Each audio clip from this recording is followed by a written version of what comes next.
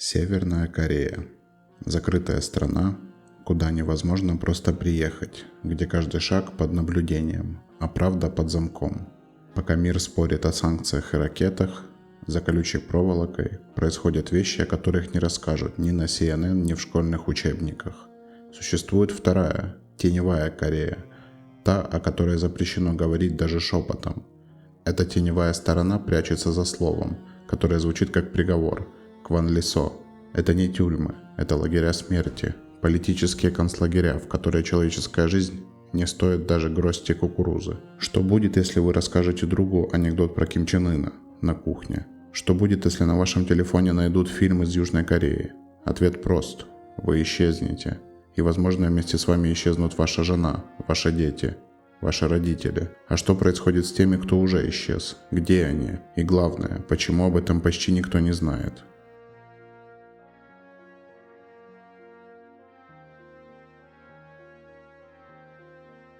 Северокорейская система лагерей носит название Кванлисо – исправительные трудовые лагеря для политических преступников. Но на деле это лагеря уничтожения. Там нет судов, нет апелляций, нет шансов. Туда не отправляют за преступление, туда отправляют за мысль. За то, что вы якобы подумали не так, за то, что вы не тот человек. Или просто не повезло родиться в неправильной семье. Система лагерей неофициальная, на картах их нет. Они не фигурируют в отчетах госстатистики, но они реальны. География страха. Лагерь номер 14 – Кэчхон, один из крупнейших. Лагерь номер 15 – Йодок, печально известен своими публичными казнями. Лагерь номер 16 – Хвасон, считается самым закрытым. Лагерь номер 18 – Пукчхан, место, где исчезали целые семьи. По разным оценкам, в этих лагерях находится от 80 до 120 тысяч человек.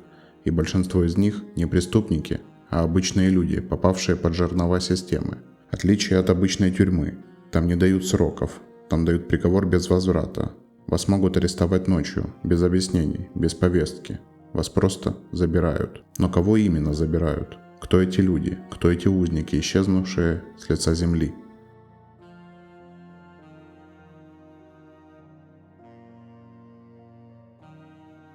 В Северной Корее вы не просто гражданин, вы часть системы лояльности. Страна делит людей по происхождению. Есть лояльные, есть колеблющиеся, а есть враги народа. И если вы относитесь к последним, вам одна дорога – в лагерь. Причины попадания туда абсурдны. Чтение Библии, разговор о Южной Корее, хранение музыкального плеера с кей-поп-треками, просмотр фильма с участием Джеки Чана, неправильный ответ на школьном собрании. В Северной Корее существует понятие «вина по крови». Это значит, что если один человек совершил преступление, его вина переходит на 3 поколения – родителей, детей и внуков. История Пак Чин Хэ. В 2005 году она пошутила о Ким Чен Ире в письме подруге. Письмо перехватили, через неделю исчезла вся ее семья. 5 человек, следов не осталось. Дом опечатан, соседи молчат. Но что происходит с теми, кто уже внутри?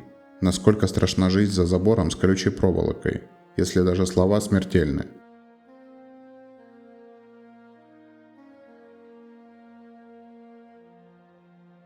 Жизнь в северокорейском лагере – это существование на грани. Граница между живым человеком и живым трупом стирается уже на 1-й неделе. Люди здесь не живут, они выживают. Каждый день как последний. Рабочие условия такие. С восхода до заката работа, иногда и после. 12, 14, а то и 16 часов в сутки. Без выходных, без перерывов, без права на усталость. Заключенные трудятся в угольных шахтах, где нет вентиляции. На каменоломнях, где обрушение обычное дело. На швейных фабриках, где одна ошибка – повод для избиения. На лесозаготовках, без перчаток, без обуви. Охранники бьют палками, руками, ногами. За малейшую провинность, за взгляд, за молчание, за дыхание.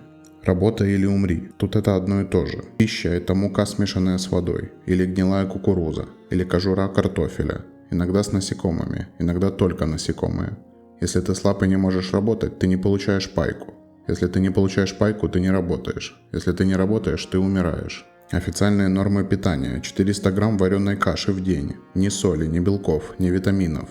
Заключенные ловят мышей и крыс, говорят, в них хоть что-то есть. Бараки здесь мокрые, холодные и переполненные. На 10 квадратных метров до 40 человек. Люди спят в повалку, на бетонном полу, без одеял, без подушек. Зимой -20, летом невыносимая жара и вонь. Болезни повсеместны. Туберкулез, дизентерия, гнойники, гангрена. Медпомощь? Ее нет. Если ты заболеваешь, тебя либо оставят гнить в бараке, либо вывезут в яму, где ты уже никому не мешаешь. Система наказаний как отдельный ад внутри ада. Карцеры, камеры размером метр на метр, где невозможно даже сесть. Заключенный стоит часами, сутками, неделями. Казни происходят открыто, собирают всех. В этих лагерях рождаются дети. Дети, которые не знают, что есть другой мир. Дети, которые считают, что тюрьма – это и есть жизнь. Их учат не читать, а рыть. Не мыслить, а подчиняться. Не жить, а умирать правильно. И все же, находятся те, кто решается на побег. Но как можно сбежать из этого ада?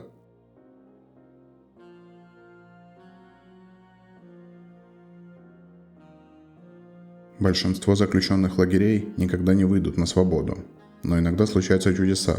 Редкие, почти невозможные. Побег Шина Донхёка. Он родился в лагере номер 14. Его мать была заключенной, отец тоже. Он никогда не знал, что есть другая жизнь. Он не слышал слов «любовь», «право» и «свобода». Только работа, кара и смерть. Шин Донхёк сдал свою мать и брата. Их казнили. Его история шокировала мир. Он стал символом свидетельств. Он написал книгу «Побег из лагеря номер 14». Позже он признался, что некоторые детали перепутал. У него была травма. Он не всегда помнил, что было на самом деле. Но одно ясно. Он был там, и он выбрался. Побег почти невозможен. Электрозаборы, мины, охранники с собаками, жители окрестных деревень обязаны доносить. Но даже за пределами лагеря они не свободны. Мир за воротами тоже не всегда готов их слушать. Но почему?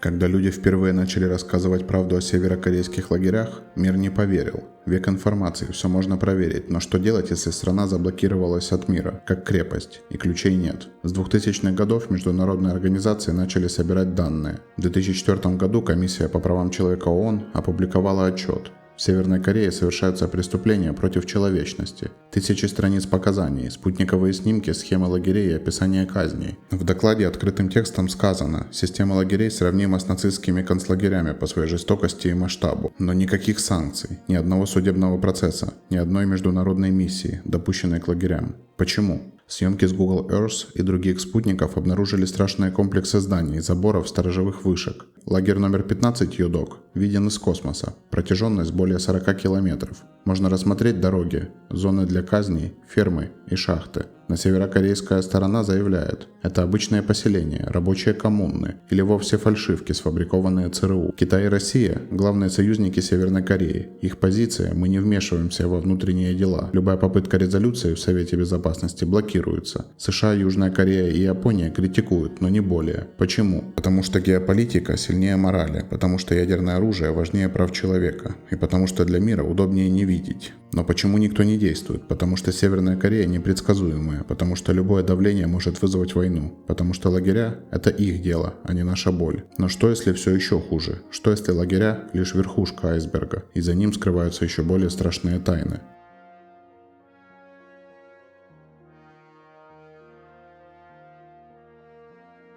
Вокруг северокорейских лагерей всегда витали слухи. Некоторые из них не подтверждены, но в условиях полной изоляции слух – это единственная валюта информации. Несколько сбежавших заключенных утверждали, внутри лагерей проводятся опыты. Людей вводят в газовые камеры, чтобы проверить герметичность. Делают инъекции неизвестных веществ. Это звучит как фантастика, но если вспомнить ужасы нацистской Германии или эксперименты японского отряда 731, возникает вопрос, а чем Северная Корея лучше? Считается, что часть заключенных не убивают, а продают. Они якобы попадают в подпольную сеть трудовых лагерей в Китае, России и даже на Ближнем Востоке. Северная Корея зарабатывает на этом миллионы. Арабский труд под видом трудовой миграции. В архивах Amnesty есть загадочная метка – лагерь X0. Официально его не существует. Ни один свидетель не говорил о нем напрямую, но некоторые описания из разных лагерей слишком похожи. Считается, что есть место, куда попадают особые заключенные. Бывшие элиты, военные, дипломаты. Там не казнят, там ломают медленно, интеллектуально. И ни один человек не вышел оттуда живым. Дети, родившиеся в лагерях, не регистрируются в базах данных. Для Северной Кореи они не существуют.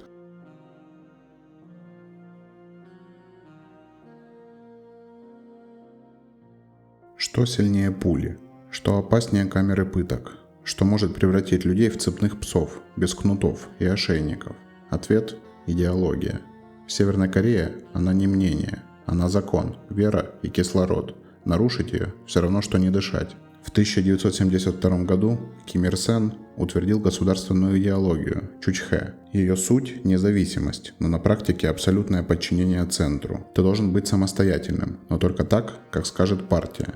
Чучхэ учит. Вождь – это центр вселенной. Партия – это твоя мать. Страна – это твой храм. Страдание – это твоя честь. Не вера в человека, а вера в культ. Цитата из школьного учебника. Ким Чен Ын думает за тебя. Он уже знает, как тебе жить. Ребенок с рождения слышит не колыбельные, а лозунги. В 3 года первый поклон портрету вождя. В 5 лет изучение цитат Ким Ир Сена. В 7 сдача норм ГТО по лояльности. В 10 первый донос во имя Родины. В школах стоят камеры, фиксирующие лицо ученика при чтении гимна. Одна ошибка, и ты нечист в сердце. Дети сдают друг друга. Родители боятся собственных сыновей, потому что один донос, и тебя нет. Ты не выбираешь, что смотреть. Телевизор один, канал один, газета одна, мнение одно. Каждый день сеансы образовательно-политических лекций о великом прошлом, о злых врагах, о том, как Ким спас мир от голода, засухи и ЮНЕСКО. Даже лагерь – это продолжение пропаганды. Там тебя не просто ломают, там тебе объясняют, почему это правильно. Ты страдаешь, потому что согрешил против Родины. Ким Ир Сен – вечный президент даже после смерти. Ким Чен Ир – отец солнца, которого не коснулись ошибки. Ким Чен Ын – гений 21 века, командир, не знающий поражений. Когда вождь рождается, в небе появляется радуга, и птицы поют гимн. Это говорят с серьезным лицом, и ты обязан кивнуть. Не потому что веришь, а потому что иначе не доживешь до обеда. Зачем нужна такая идеология? Ответ прост. Чтобы никто не сомневался, чтобы не нужно было охранять каждого, чтобы не тратить патроны. В идеальной тюрьме узник сам себе надзиратель. Но рушатся ли идеологии? Да, иногда изнутри. В 2010-х годах в страну начали поступать флешки с корейскими сериалами, радиопередачи из Южной Кореи, анонимные письма от перебежчиков. Молодежь начала задавать вопросы. Почему у нас все серое? Почему у них свобода?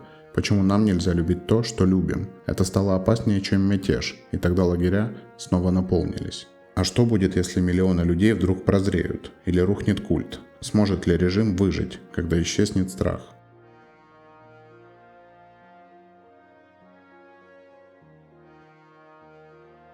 Иногда самая страшная правда – это не то, что происходит, а то, что все знают и молчат. В Северной Корее лагеря не скрыты от всех. Они не под землей и не в подвалах. Они рядом с деревнями, с полями и людьми. Ты можешь пасти коров, а через дорогу кто-то умирает. Ты можешь нести воду и слышать, как кричит женщина за забором. И все равно делать вид, что не слышал. Вокруг каждого лагеря десятки деревень. В них живут обычные северокорейцы, крестьяне, рабочие, водоносы. Они поставляют еду в лагеря, ремонтируют дороги к казармам, работают на тех же шахтах, где заключенные умирают от усталости. Но им запрещено говорить, даже между собой. Молчание – это не бездействие, это инстинкт выживания. Если ты задашь вопрос – исчезнешь. Пожалеешь узника – исчезнешь. Скажешь «это несправедливо» – исчезнешь. Люди не смотрят на лагеря, даже если они перед глазами. Даже если за колючей проволокой их бывший сосед или брат, потому что страх сильнее родства. Лагеря нужны людям. Они источник зарплат, пайков и привилегий. Один охранник лагеря получает в 3 раза больше, чем обычный фермер. Ему дают обувь, мясо раз в месяц, вино, подарки к праздникам. Он может быть твоим соседом или зятем, но ты никогда не спросишь, что он делает внутри. Ты видишь, как женщина из лагеря выносит мусор. Ты видишь, как подросток заключенный падает на колени от усталости. Если ты скажешь кому-то «мне его жаль», ты рискуешь. Поэтому молчат взрослые, молчат дети. С годами молчание превращается в норму. Ты перестаешь замечать лагеря, как если бы их не было. Ты приучаешь себя не думать, не чувствовать, не помнить. Это выученная апатия, психологическая броня. Иногда находятся те, кто смотрит на забор и говорит правду. Передает флешки в Южную Корею, помогает перебежчикам, тайно фотографирует лагеря. Рисуют карты, основываясь на памяти. Их имена редко известны, но благодаря им мир знает, что лагеря существуют. Но что страшнее, пытки за колючей проволокой или тишина, которая обволакивает лагеря снаружи?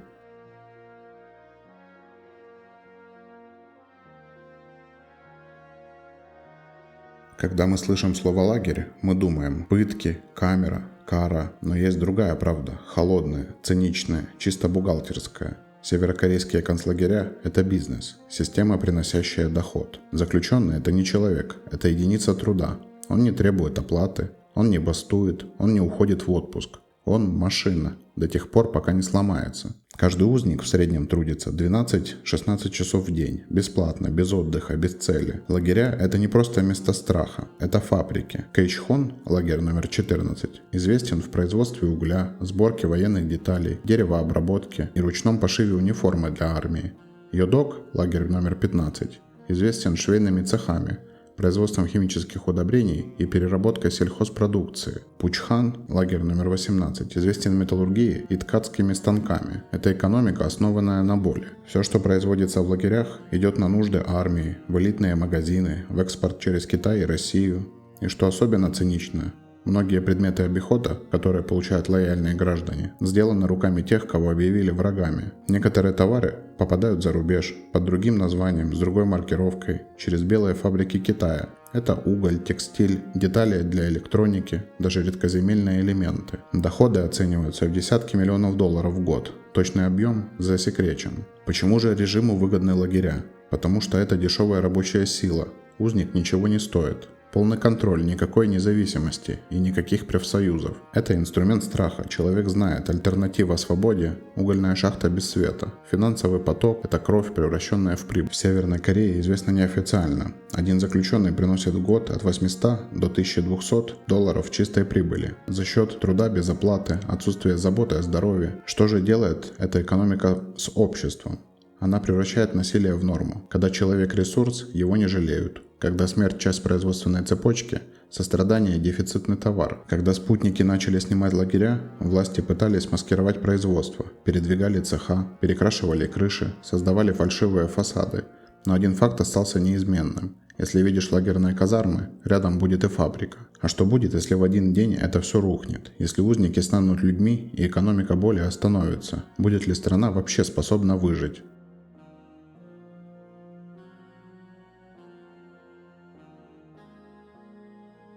Все мы надеемся, что однажды лагеря исчезнут, что будет мир, свобода, очистительная правда. Но есть и другая вероятность, та, о которой никто не говорит вслух. У режима есть инструкции на случай краха. Их цель – не позволить информации выйти наружу, а значит заключенные не должны выжить. В случае войны лагеря могут стать хранилищами продовольствия, местами укрытия солдат или щитом от ударов. Живые люди внутри не помеха, они расходный материал. Если же все-таки режим рухнет, что может произойти внутри? Возможно, 3 сценария. Первый – это полный хаос. Охрана бросает лагеря, заключенные вырываются. Сотни тысяч голодных, озлобленных людей в поисках еды, мести и правды. Второй вариант – массовое истребление. Приказ сверху ликвидировать следы. Камеры закрываются, люди исчезают, никто не успевает вмешаться. Третий вариант – молчаливая блокада. Мир знает, но не может действовать. Китай перекрывает границы, Россия молчит, США ждут. Лагеря остаются просто вне кадра. Известно, что в Сеуле, столице Южной Кореи, есть план экстренной эвакуации перебежчиков.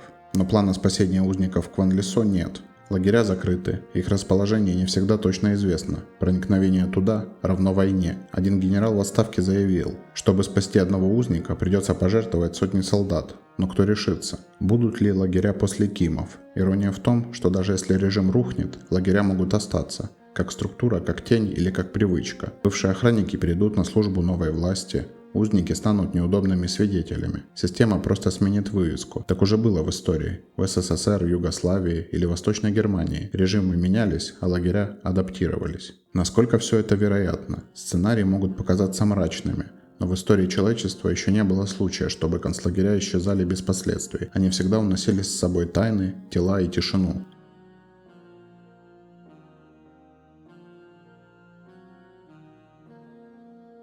Ты прослушал рассказ, который не услышишь на телевидении, не прочтешь в школьных учебниках, не найдешь в туристических буклетах. Это история о стране, где вместо прав – приказы, вместо школ – карцеры, а вместо надежды – электрический забор. Теперь ты знаешь про Кванлесо, про женщин, которых ломают, про детей, которые не знают, что за забором есть другой мир, про выживших, которые спят на полу. Ты знаешь, что это не когда-то, это сейчас. Пока ты пьешь кофе, пока весь мир спорит о криптовалютах, выборах и футболе, в Северной Корее умирают люди. Молча. Каждый день. Мир. Спасибо за просмотр. Подписка и лайк – лучшая поддержка этого проекта.